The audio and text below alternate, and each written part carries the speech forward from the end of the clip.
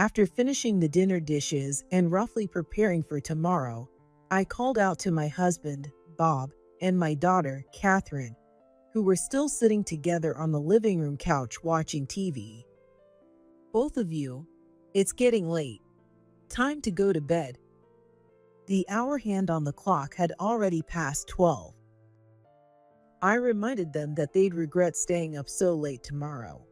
But out of the blue, Bob said, Nah, we decided we're gonna stay up and watch movies all night. We've got a whole list of ones we want to watch, right, Catherine? Yeah. Catherine nodded enthusiastically at Bob's words. Our house has a theater room just for the two of them who love movies. Apparently, they planned on spending the night there watching films again. Well, aren't you two just the perfect father-daughter duo? Pretty much. It's like we're having a little date right here at home. I teased them, and Bob responded in a playful tone. I left the room saying, well, don't overdo it. But the next day, it happened when I was cleaning the theater room for the first time in a while. Why is this here? I suddenly noticed a bath towel under the couch. It wasn't the kind of thing that would just end up there naturally. It seemed as though it had been stuffed there. With no other choice, I opened up the towel to fold it neatly. But the moment I did, a wave of fear hit me, and I rushed out of the house. What is this? My name is Emily Jenkins, 45 years old. I work as a dietitian at a senior care facility. My job is demanding, but it's fulfilling to support so many people's lives. I live with my husband, Bob, who's a middle school teacher, and my daughter, Catherine. Well, Catherine and I aren't biologically related. She's Bob's daughter from his previous marriage. Catherine's birth mother passed away shortly after she was born due to illness. Bob and I met at a singles event. Maybe it was because of my job, but I had been thinking about retirement and growing old with someone since I was young, looking for a partner to support me in my later years. However, due to a health condition, I'm unable to have children. Many men seem to want to start families, which made my search for a spouse quite challenging at the time. That's when I met Bob. From the first time we talked, he was upfront about being a single father. He told me his wife had passed away early, and his child was still very young, so he was looking for someone who would accept both him and his daughter. Hearing this, I felt like it might have been fate. I couldn't have children, but I didn't dislike them. I regretted my condition. When Bob opened up about his life, I also told him about my inability to have children. Maybe Bob felt the same way as I did at that moment. We quickly exchanged contact information and gradually grew closer. Around the time we were considering a serious relationship, Bob introduced Catherine to me for the first time. I can still vividly remember the day I first met her. Emily, this is my daughter, Catherine. She was clinging to Bob's leg, shyly glancing up at me with curious eyes. In her hand, she held her favorite teddy bear. She looked so small and delicate. She was absolutely adorable. Hi there, I'm Emily. Nice to meet you. I crouched down to her eye level and greeted her warmly.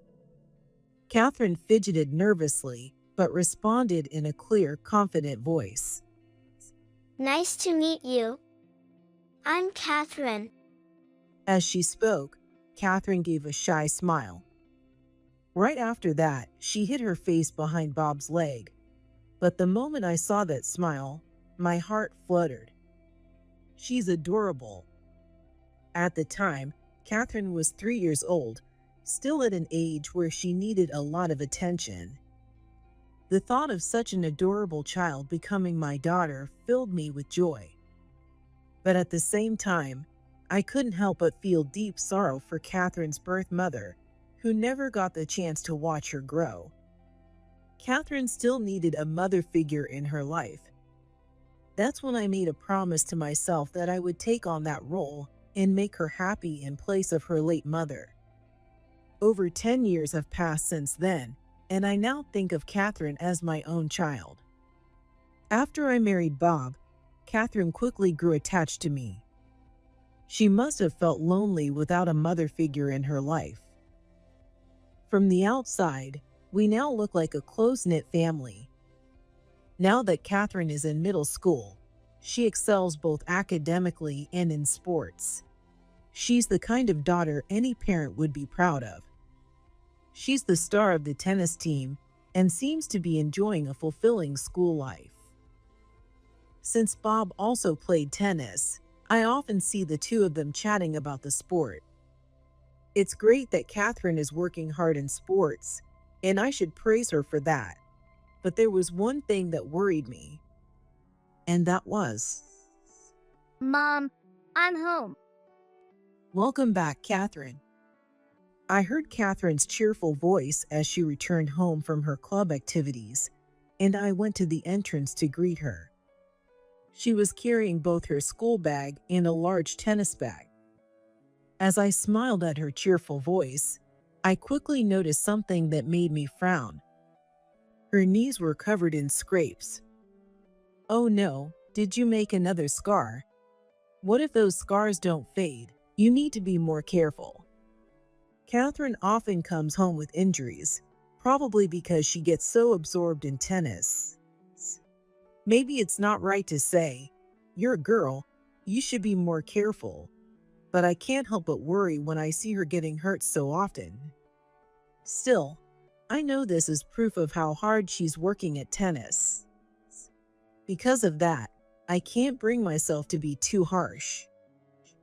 I pressed a freshly washed towel to her sweaty face, and she smiled happily. I know, but I just tripped a little. It's no big deal. It's great to work hard, but don't push yourself too much. Okay, Mom. Catherine smiled brightly as I wiped the sweat from her face. Every time I saw her looking so happy and sweet, I couldn't help but give in and spoil her, thinking, well, I guess it can't be helped. Even though Catherine is in her teenage years, she doesn't seem to mind our involvement in her life too much.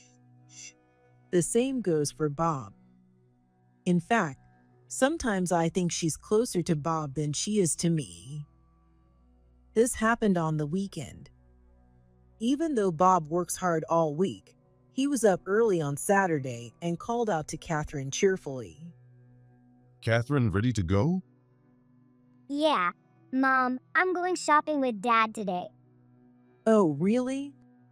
Yep, I'm excited to try a new drink they have. Catherine responded excitedly. The two of them always seem to go out somewhere on the weekends. It's not like I'm being left out. Part of it is probably because I'm more of a homebody, but Bob and Catherine go out together quite often. Unlike me, Bob and Catherine are into sports, so they're more of the outdoor type. Most of the time, their outings are for shopping. They often visit popular character shops or grab sweets together. So basically, you're just using him as your chauffeur. Come on, Emily. Don't say that. You're gonna make me sad. I teased Bob, and he shrugged in response. I'll bring you back a souvenir, so look forward to it. As Catherine said that, she was already heading towards the front door, holding her nice handbag, as if she couldn't wait any longer. Bob, ready to follow, was right behind her when I added, "Well, at least she doesn't hate you yet." Of course not. Catherine loves me. Soon enough, she'll be asking you not to mix your laundry with hers. Bob just gave me a vague smile and shrugged off my teasing. Have a good time. Once I saw them off, The house suddenly became quiet. I listened as the sound of their car slowly faded into the distance and let out a deep sigh. Maybe there really is something different when you're related by blood. It's not that Catherine and I have a bad relationship, but compared to Bob, it feels like there's a deeper connection between them. I know they're considerate of me being more of a homebody, but I can't help feeling a little left out sometimes. With both of them sharing a love for tennis, I often get the feeling that their conversations flow more easily when I'm not around. Would things change if I tried playing tennis too? I considered it, but remembering how hopeless I've been at sports since childhood, I quickly gave up on the idea. One evening, after finishing the dinner dishes and roughly preparing for tomorrow, I called out to Bob and Catherine, who were still sitting on the couch watching TV together. "It's getting late, you two. Time for bed." The hour hand had already passed 12. I understood that sometimes they wanted to have fun, but tomorrow was still a weekday. Knowing they'd regret it the next day, I was about to give them a little reminder when Bob suddenly said, We already decided that Catherine and I are going to watch movies all night. We've got a lot on our list. Right, Catherine? Yeah. Catherine nodded enthusiastically at Bob's words. Bob has always loved watching movies. Even before we got married, the three of us often went to the movies, and maybe because of that, Catherine loves them too. Sometimes, instead of shopping, their weekend outings are to see a movie. Bob even set up his own sound system at home, saying he wanted the best audio for watching movies. He likes to crank up the volume, so we even have a soundproof theater room in our house. Unfortunately, I've never been particularly interested in movies, nor am I knowledgeable about them. Unlike Bob, who was beaming with excitement, I raised my eyebrows. "You have work tomorrow, don't you?" Of course I do. But I'll manage. Bob gave me a sheepish smile, as if it were obvious. That expression annoyed me, but I understood his point. Both Bob and Catherine are athletes, so they can probably handle their own schedules. After all, sports are all about maintaining your body. Still, Catherine has a tennis tournament coming up. There's no need for her to stay up so late for no reason. But I knew from my experience that no matter what I said in these moments, they wouldn't listen. "Well, aren't you two just the perfect father-daughter duo?" They shared a bond over tennis and movies that I didn't. I hoped they'd forgive me for sounding a bit harsh. I tried to joke, but Bob responded in a playful tone. Yeah, we're pretty close. It's like we're having a little date right here at home. He looked over at Catherine, seeking her agreement, and my irritation grew. I knew it was childish, but sometimes emotions are too strong to control with reason. I started to leave the room in frustration when Maybe.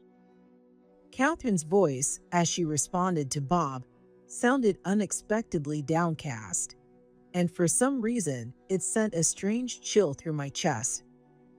When I instinctively turned around, I saw Catherine staring at me. "Catherine?" It felt like she was trying to tell me something. But that only lasted a few seconds, and before I knew it, she was back to her usual bright smile. It's nothing. Good night, Mom. "Good night." Even though I had a bad feeling, I brushed it off, convincing myself it was nothing, and went to bed early. The next day, Bob and Catherine seemed to have stayed up all night watching movies, just as they said, but both of them headed off to work and school as usual. They even seemed more energetic than I did, despite me having slept well. Are they really okay? Still, I couldn't help but worry. Maybe the lack of sleep had their bodies too wired. After finishing my work in the morning, I returned home around 3 p.m. and decided to clean the theater room they had used the night before.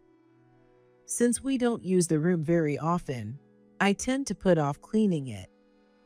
But I figured I might as well take care of it now, so I stepped into the theater room. I wiped down the furniture with a damp towel, then started vacuuming. As I crouched down to clean under the furniture, making sure not to miss any dust in the small spaces, I suddenly noticed a towel had fallen under the couch. Why is this here?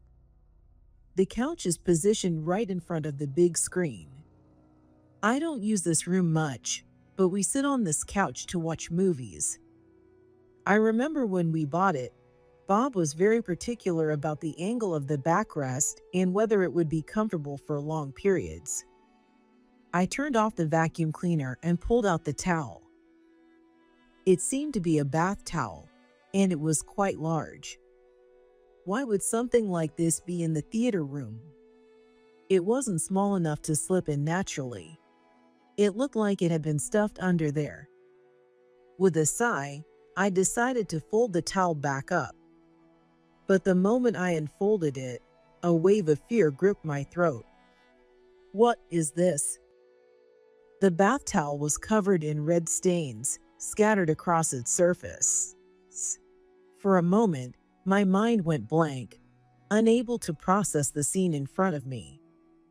Because no matter how I looked at it, those stains were blood. It wasn't the kind of blood you'd wipe from a small cut. There was a considerable amount all over the towel. What on earth? I rarely come into this room. The only ones who use it are Bob and Catherine. A terrible feeling welled up inside me, growing stronger by the second. Now that I thought about it, Catherine had been coming home with a lot of cuts and bruises lately. She always had some excuse, saying she fell during practice or nicked herself with her racket, but the frequency was too high. And I couldn't forget the way Catherine's eyes darkened just before she went to bed last night. Could it be? Gripping the towel with trembling hands, I felt like I was about to collapse, but I couldn't stay there any longer. I rushed out of the house. Catherine. I hurried to Catherine's school. As I approached the gate, there she was, carrying her usual school bag and a large sports bag. When I called her name, Catherine, who had been chatting with her friends, looked up with a bright, happy expression. Mom, what's wrong? After excusing herself from her friends, she came running over to me, and I felt a surge of affection for her. But at the same time, I saw the visible scars on her knees and arms, and a wave of anger burned inside me. Did you come to pick me up? I just finished practice, so let's go home together.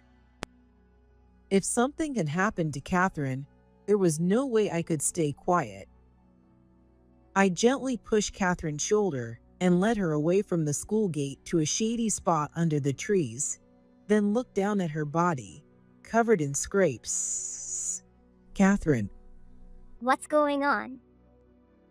Seeing the pained expression on my face, Catherine seemed to notice that something was off. She looked up at me with a worried expression. Trying to calm my racing heart, I lowered my voice. I'm happy to walk home with you, of course. But first, I need you to tell me the truth. The truth? Catherine tilted her head, looking confused. I pressed my hand against my chest, feeling the rapid pulse beneath my shirt, and stared directly into her eyes. Today, while I was cleaning the theater room, I found a bath towel under the couch. It was covered in blood. At my words, Catherine gasped. In an instant, her face went pale. She brought a trembling hand to her mouth and looked down. She seemed so fragile. I instinctively reached out and put my hand on her shoulder. Catherine, I'm always on your side. You mean more to me than anything in the world. Please, tell me how that bath towel got stained with blood and why it was hidden. Tell me what really happened in the theater room. Catherine fell silent for a long time. I could tell she was debating whether to tell me or not. But I waited patiently, trusting that she would open up to me. Finally, Catherine spoke, her voice barely above a whisper. The truth is, we didn't watch a single movie last night. I was practicing tennis with Dad. All those times we said we went shopping or to the movies, that was a lie. Dad's been training me in tennis. So that's what it was. As Catherine confessed, everything suddenly made sense.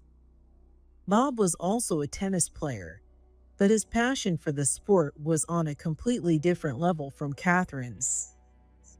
His obsession with tennis went far beyond just a hobby.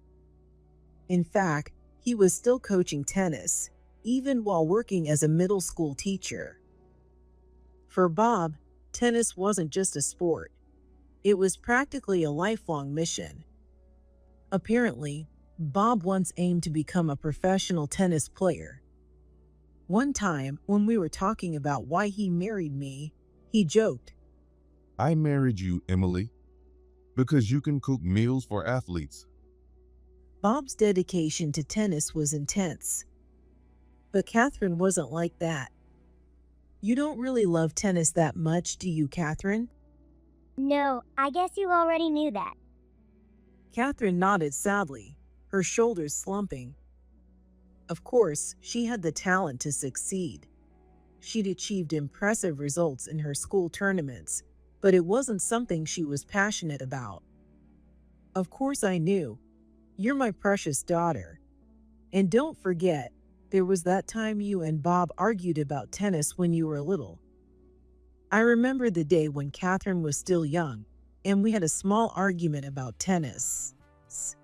Bob had suddenly announced that he wanted her to take tennis lessons. He had shown her a brochure he found advertising a tennis school. Catherine, you got real talent. You could be a pro. You could represent the U.S. and even compete in the Olympics. He grabbed her shoulders, speaking with such enthusiasm that I frowned a little, thinking that this should really be Catherine's decision. After all, it was her life. Catherine enjoyed physical activities, but it seemed she preferred dancing and singing her heart out. And sure enough, Catherine shook her head. But I like singing more than tennis. Tennis isn't fun. What are you talking about? You've got a gift most people can only dream of, and you're just throwing it away? When Catherine firmly stated that she had other interests, Bob raised his voice at her as if scolding her. I could see Catherine shrinking back in fear, and I couldn't stay quiet any longer. Bob, wait. This isn't your decision to make. It's up to Catherine to choose if she wants to play tennis. Just because you love the sport doesn't mean you can force it on her. I thought I was being perfectly reasonable, but Bob turned on me furious. You don't get it, Emily. You don't understand how incredible Catherine's talent is. She might have talent, but it's up to her how she uses it. Well, yeah, but I remained calm, not backing down. Bob bit his lip in frustration and went silent. He looked displeased, but I wasn't going to let him force Catherine into anything anymore. Talent isn't a reason to force someone to do something they don't want to. Although Bob seemed to give up, Catherine remembered that incident well, and when she entered middle school, she joined the tennis team. Of course, it was also because of Bob's strong encouragement. Catherine had reluctantly given in. He never gave up, did he? I muttered in a low voice, remembering the deep discomfort and frustration I'd felt back then. I regretted not standing my ground more firmly. After I joined the tennis team, Dad didn't say anything at first, but just before a big tournament, I offered some advice and started training him. Since then, he's been dragging me to the court, calling it special training. As she said this, Catherine began to unwrap the surgical tape around her palms. Her palms were covered with blisters and blood. This is awful. I could barely contain my trembling as I gently took her hand, careful not to touch the wounds. It was too painful for me to look at her palm. Whenever Dad says we're going on a date, that's a signal for our training to start. At first, I was happy because he praised me when I played tennis, and it made him proud. But recently, it's just been painful. I hate it. I hate the tennis court now. Catherine said this quietly, almost to herself. I suddenly remembered that last night, when they said they were going to watch a movie, Bob had used the word date. What had seemed like a harmless joke at the time now felt horribly sinister. I wanted to tell you earlier, but Dad told me not to. He said if I snitched, he'd get in trouble, and that the other kids wouldn't be able to compete in the tournaments. I'm sorry I kept lying. It turns out Bob had been not only forcing Catherine to play tennis, but he'd also been using threats to keep her quiet. Catherine bit her lip and lowered her head, her voice barely a whisper as she apologized. I couldn't take it anymore and pulled her into my arms. This isn't your fault, Catherine. You don't need to apologize. I couldn't forgive myself for not noticing sooner. Last night, when Catherine had stared at me, she had probably been unconsciously reaching out for help. And I had completely missed it. I'm the one who should be sorry for not realizing what you were going through. You've been trying so hard, Catherine. I wouldn't let Bob do this again. With firm resolve, I said this aloud, and Catherine, perhaps relieved or maybe just happy to be praised, finally gave me a shy little smile. I doubt Bob ever intended for things to go this far. Sports rely on the body. And if you damage it, you lose everything.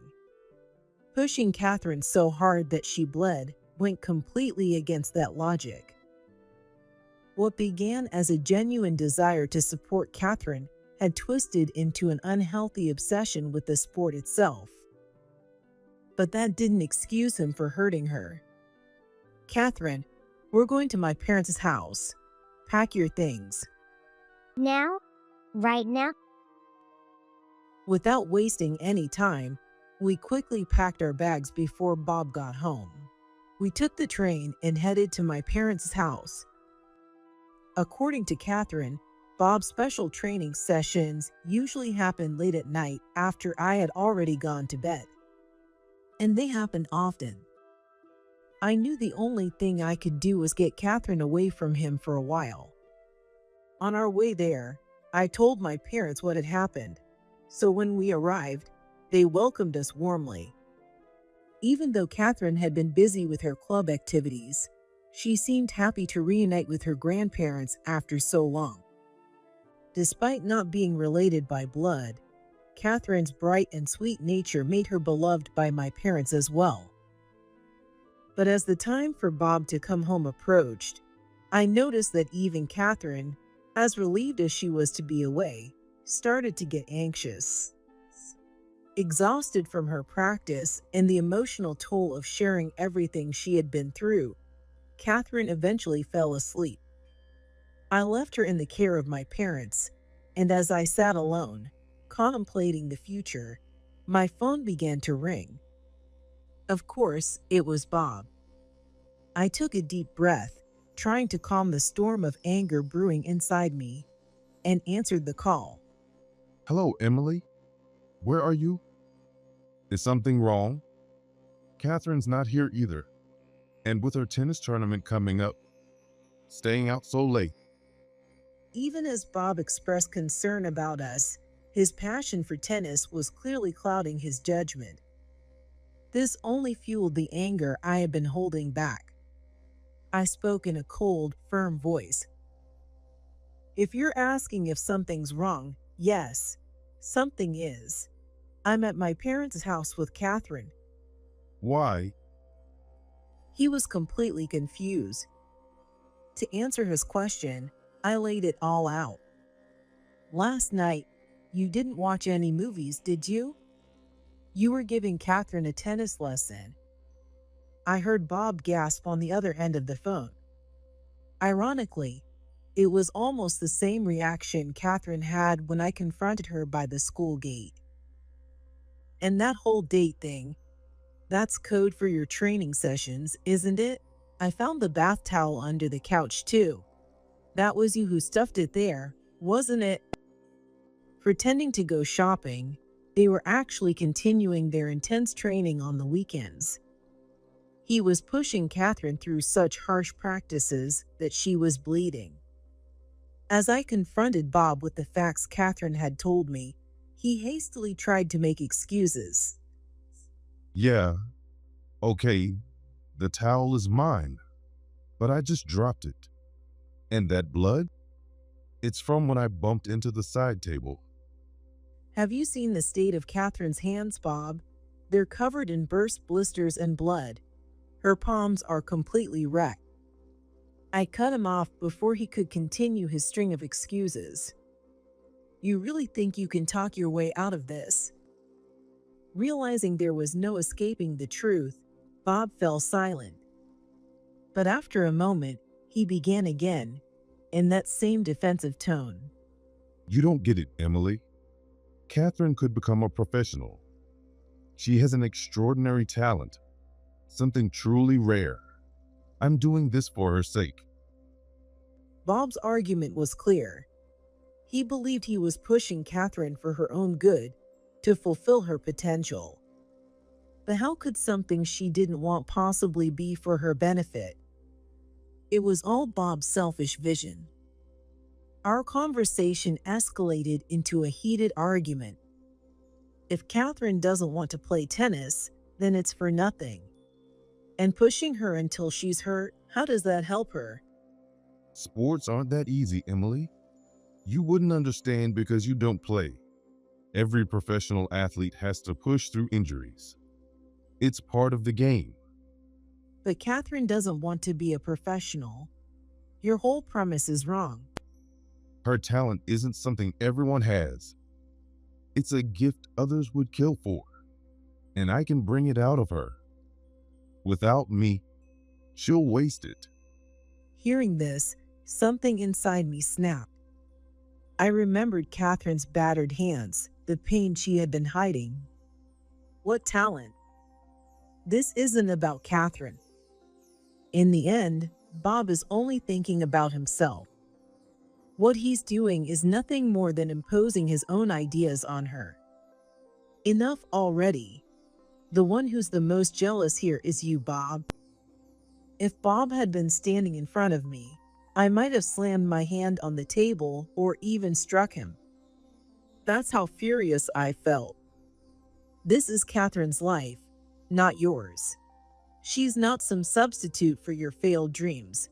No one has the right to force her, not even you. If Bob truly cared about Catherine, he wouldn't push her to the point of bleeding. I understood that Bob was still haunted by his unfulfilled dreams of becoming a professional tennis player. His obsession with the sport was his way of holding on to those dreams. But that didn't give him the right to use Catherine to live out those ambitions. Our conversation was going in circles. Bob refused to see reason, convinced that what he was doing was for Catherine's benefit. He truly believed that pushing her was the best thing for her. I couldn't waste any more energy on him. I firmly said, "That's enough. I'm divorcing you, Bob, and I'm taking custody of Catherine." What? You can't just make that decision on your own. I had been thinking about this the entire way back to my parents' house. We had once built what seemed like a happy family. But in truth, it was only on the surface. and it relied on Catherine's silent suffering. If Bob couldn't let go of his obsession with tennis, then I had no choice but to protect Catherine. After all, we were family, even if we weren't connected by blood. I can't trust you with Catherine, I said coldly, and ignoring his continued shouting, I hung up the phone. As I had told him, we went through with the divorce. Bob didn't agree right away, and it escalated to a court battle.